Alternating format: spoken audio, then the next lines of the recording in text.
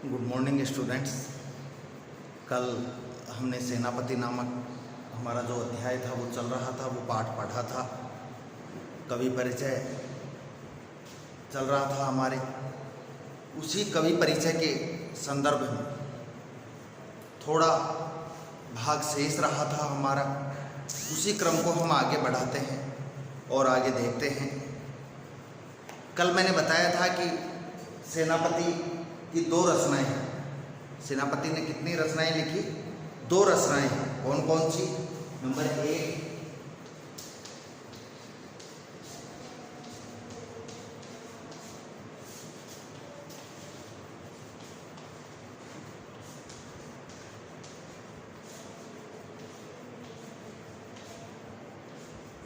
काव्य कल्पद्रुम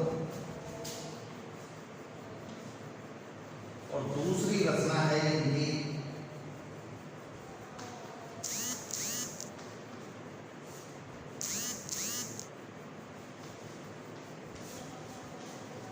कवित्त रत्नाकर। ये 2 रचनाएं सेनापति ने लिखी। सेनापति ब्रज भाषा के कवि थे। विशेष में ये चीज काम आएगी आपके। यदि आपके मेन एग्जाम में सेनापति का कोई पद आ जाता है तो आप लिखेंगे कि सेनापति की जो काव्य की भाषा थी वो कौन सी थी?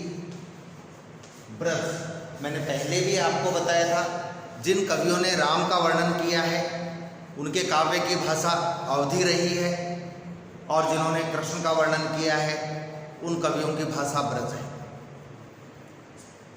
लेकिन सेनापति के बारे में एक बात और बताई थी कल मैंने आपको कि सेनापति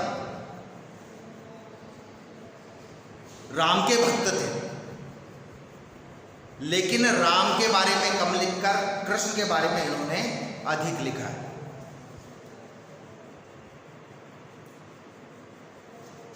साधारण शब्द भी उनके हाथ में आते ही सैनिक की भांति सशक्त बन जाते हैं। वे फारसी शब्दों का प्रयोग करते थे। कल बताया था कि फारसी, अरबी और फारसी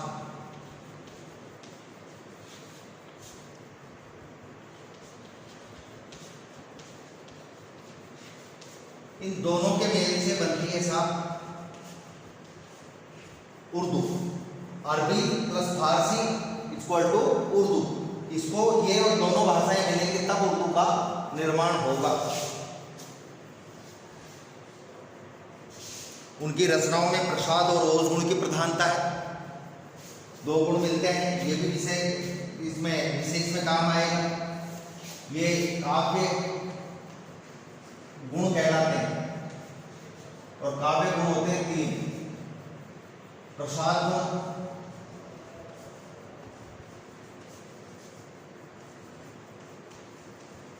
ओज गुण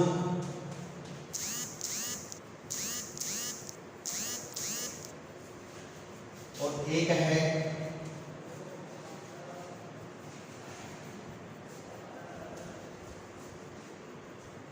माधुर्य।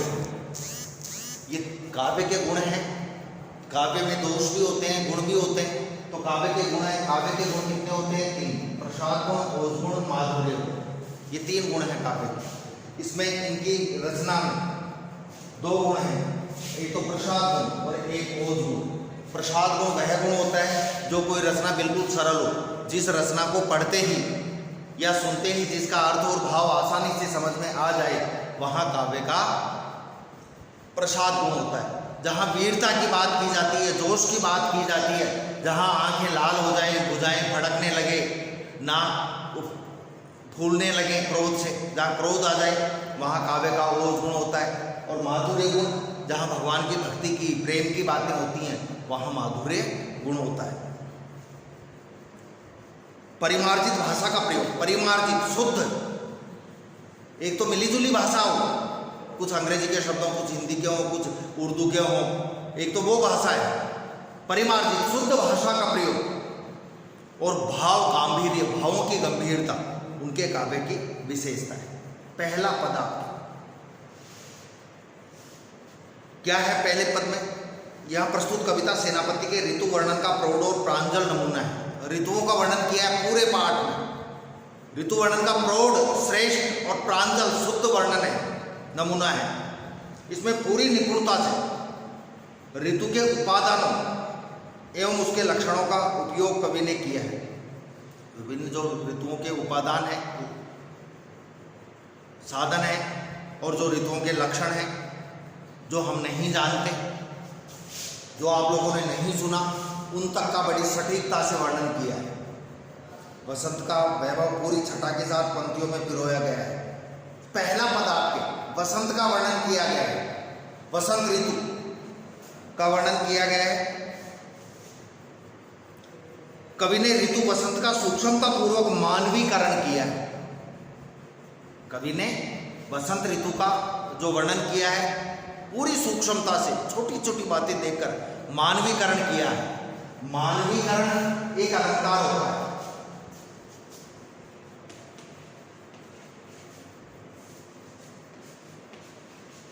क्या है मानवीकरण?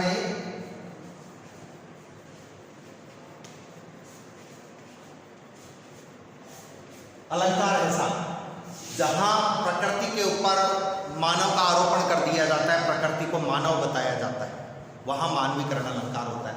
वसंत प्रकृति है जिसको क्या बता दिया गया, राजा की तरह बता दिया गया, तो वसंत का मानवीकरण कर दिया गया। जहां प्रकृति को मनुष्यों की तरह बताया जाता है वहां मानवीकरण होता है, मानव मनुष्य। वसंत का मानवीकरण किया गया है। पूरा परिदृश्य राजा के आगमन काल के वस्तुओं एवं भावनाओं से बुना गया है।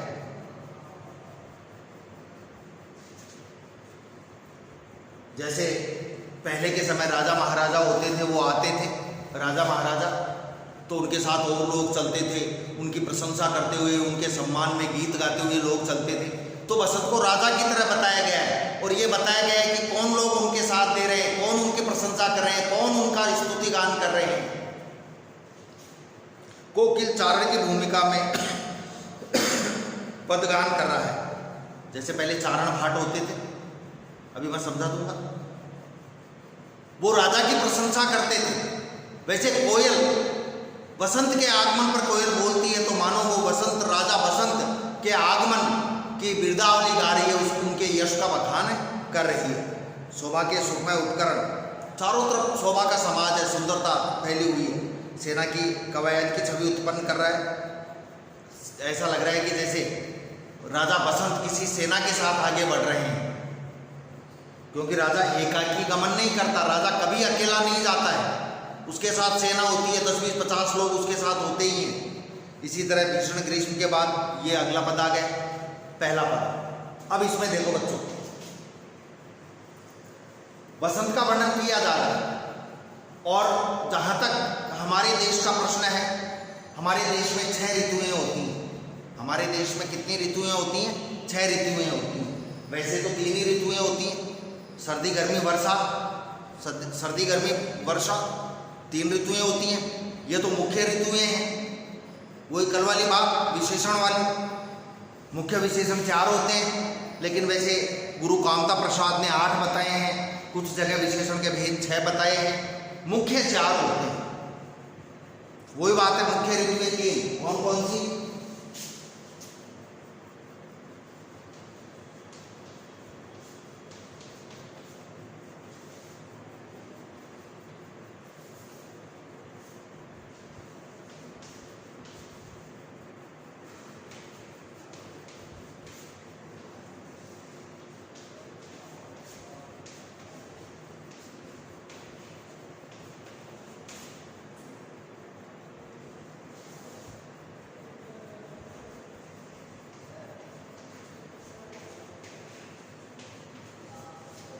ये 3 मुख्य ऋतुएं हो गई।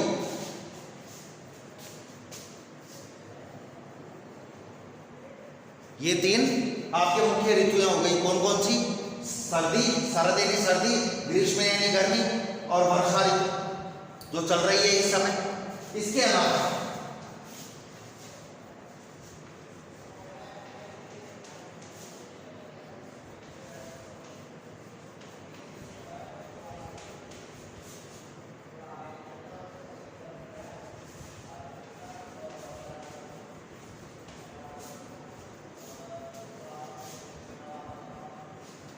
सर्दी, गर्मी, वर्षा, हेमंत, शिशिर, बसंत, ये 6 ऋतुएं हो गई। वैसे यदि हम 3 ऋतुएं मानते हैं तो 3 मतलब 12 महीने होते हैं, एक ऋतु 4 महीने की होती है। और वैसे देखा जाए इन ऋतुओं के हिसाब से तो ये 2-2 महीने की होती है। 6 ऋतुएं, 6 दूनी 12, ठीक है। लेकिन इन ऋतुओं की देखें तो वसंत को क्या कहा जाता है?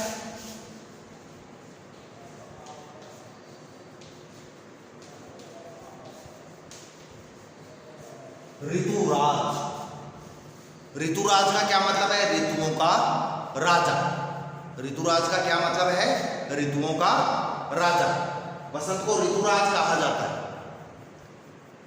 सबसे श्रेष्ठ ऋतु मानी जाती है वसंत, क्योंकि वसंत काल में न सर्दी होती है न गर्मी होती है। जो पेड़ पौधे हैं वो भी नए फूलों से और फलों से, पत्तों से, नए फूलों, फलों और पत्तों से, फलों नहीं, नए फूलों और पत्तों से युक्त होते हैं। वातावरण में चारों तरफ सुगंध छाई रहती है। वसंत ऋतु में मौसम बड़ा अच्छा होता है, मनभावन होता है। कुल मिलाकर सर्दी में ज़्यादा सर्दी लगती है तो परेशानी होती है, गर्मी में भयंकर गर्मी लगती है तो परेशानी होती है।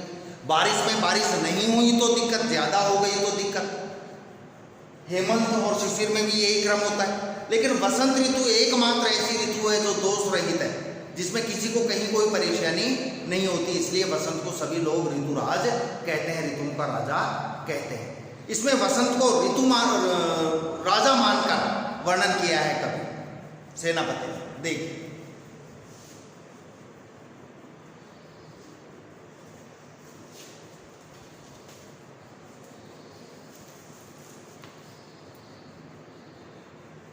क्या बताया जा रहा है पहले पद में?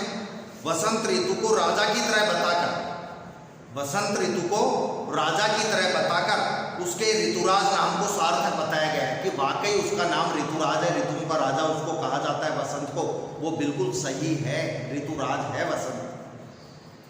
प्रकृति के विविध दृश्यों का वर्णन किया जा रहा है, कैसे ऋतुराज है। बरन बरन तरु फूले उपवन। वसंत ऋतु के आगमन पर क्या होता है? बरन बरन, वर्ण वर्ण के, वर्ण यानी रंग, अनेक रंगों के।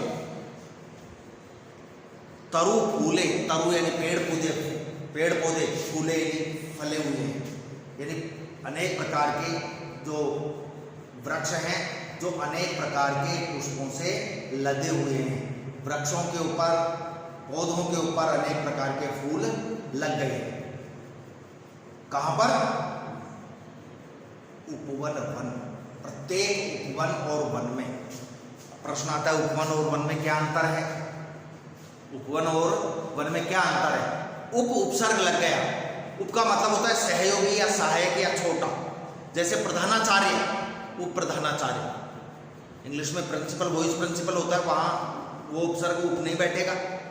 हिंदी में होता है प्रधानाचार्य, उप प्रधानाचार्य। प्रधानमंत्री, उप प्रधानमंत्री, मुख्यमंत्री, उप मुख्यमंत्री। उप शब्द जहां लगा है वो मतलब छोटा होता है, उसका सहायक होता है। वन बड़ा होता है, वन बड़ा होता है, उपवन छोटा होता है। प्रत्येक वन और उपवन में, प्रत्येक वन और उपवन में जो वृक्ष हैं, पेड़ पौधे हैं, पेड़ बड़े, पेड़ पौधे छोटे, सब फूलों से लदे हुए हैं। किस लिए फूलों से लदे हुए हैं? क्योंकि वसंत आ गया। वसंत को क्या बताया जा रहा है? ऋतुराज, राजा आ रहा है। अब राजा के आने से स्वागत की तैयारियां तो होती ही हैं, झालर वगैरह लगाई जाती हैं, आजकल लाइटें लगाई जाती हैं, बैनर लगाए जाते हैं। तो उस जमाने में तो ये चीजें थी नहीं। तो राजा वसंत के आगमन पर क्या हो रहा है? सभी वृक्ष और पौधे फूलों से लदे हुए हैं। सोई चतुरंग संग दल लहियत है। मानो ऋतुराज वसंत अपनी चतुरंगिणी सेना के साथ आ रहा है। मानो ऋतुराज वसंत है जो अपनी चतुरंगिणी सेना के साथ आ रहा है। ये चीजें जो मैं बोर्ड पे लिख रहा हूं, ये आपको नोट कर लेनी है, क्योंकि आपको ये चीजें एक जगह नहीं मिलेगी। कहीं बुक में, पासबुक में ये सारी चीजें नहीं मिलेगी। ये मैंने 3 चीजें लिखी, ये 6 ऋतुएं लिखी और ये अरबी, फारसी, उर्दू बताया, इन दोनों के मेल से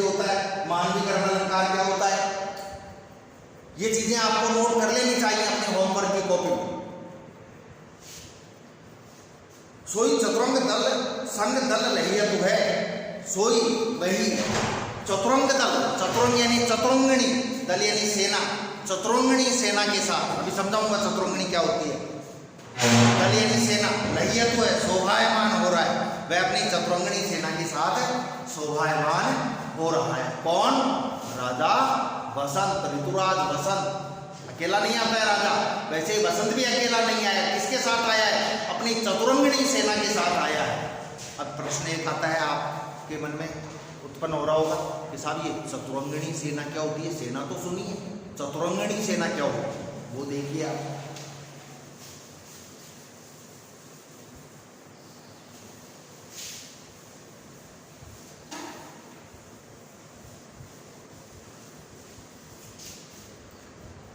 जिस चतुरंगणी सेना वो सेना होती है जिसके 4 अंग होते हैं। चतुरंगणी सेना के कितने अंग होते हैं? 4 अंग होते हैं। कौन कौन से 4 अंग होते हैं?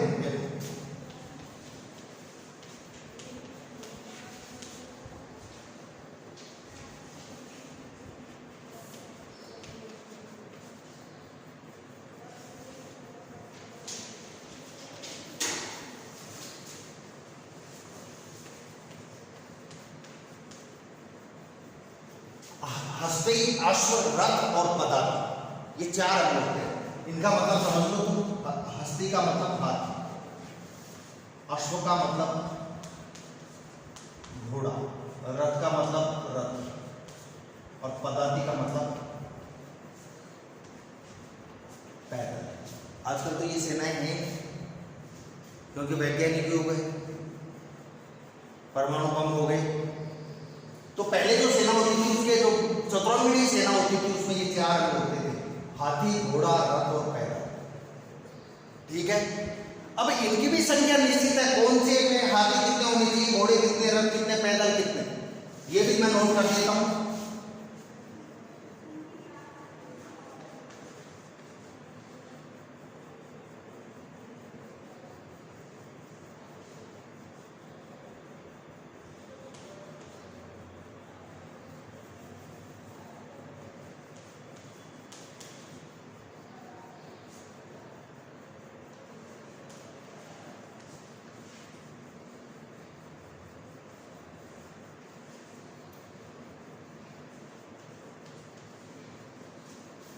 ये संख्या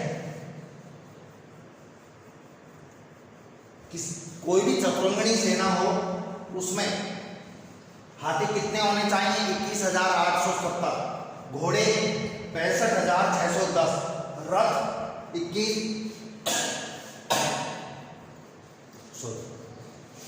होने चाहिए 21,870 और पदाति 1,09,350। पदाति का मतलब पैदल चले। इस प्रकार की जो सेना है इसको चतुरंगणी सेना बोला जाता है।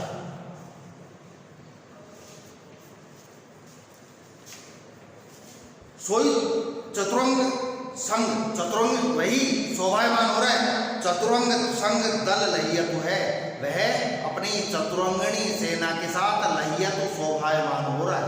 कौन? राजा बसंत। बंदी जिमी बोलत गिरद वीर कोकिल है। बंदी, चारण, बंदी यानी चारण।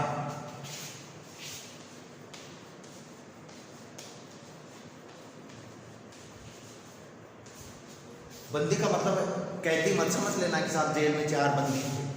बंदी का मतलब चारण। अब प्रश्न आता है सर ये चारण क्या होता है? बच्चों, चारण जो होते थे वो राजाओं के जमाने में राजाओं के दरबार में रहते थे और कवि का कार्य करते थे, लिखने का कार्य करते थे, राजा की प्रशंसा करते थे। बताया ना इसमें रीतिकाल में जो क्या होता था। तो चारण एक जाति है, उन लोगों के खून में ही ये था कविता करना। और जो चारण जाति के लोग थे या तो प्रेम की कविता लिखते थे और या फिर वीर रस की कविता लिखते थे। प्रेम की कविताओं को श्रृंगार की कविता कहा जाता है और वीर रस की कविताओं को वीर रस की कविता कहा जाता है, वीरता की कविताओं को। या फिर दो के अलावा वो राजाओं के सम्मान में झूठे सच्चे गीत गाते थे क्योंकि उनको उनके दरबार में रहना था, पैसा प्राप्त करना था। तो चारण एक शासक हुए हैं, नाम बोल रहा हूं मैं, पृथ्वीराज चौहान, अजमेर के थे। अजमेर के शासक बने, फिर बाद में दिल्ली में उनके नाना थे, वहां गोद चले गए थे, वहां के राजा बने। पृथ्वीराज चौहान के बारे में मैं आपको बताऊं, आज इतना ही होगा, बस एक घटना बता देता हूं। आपने सुना होगा मोहम्मद गोरी और पृथ्वीराज चौहान के बीच में कई युद्ध हुए थे। पृथ्वीराज चौहान हिंदू राजा था, मोहम्मद गोरी मुसलमान था। मुख्य रूप से इनके 3 युद्ध हुए। पहला युद्ध, तीनों युद्ध एक ही जगह हुए थे, तराइन के मैदान में। तराइन का युद्ध बोला जाता है, प्रथम, द्वितीय, तृतीय।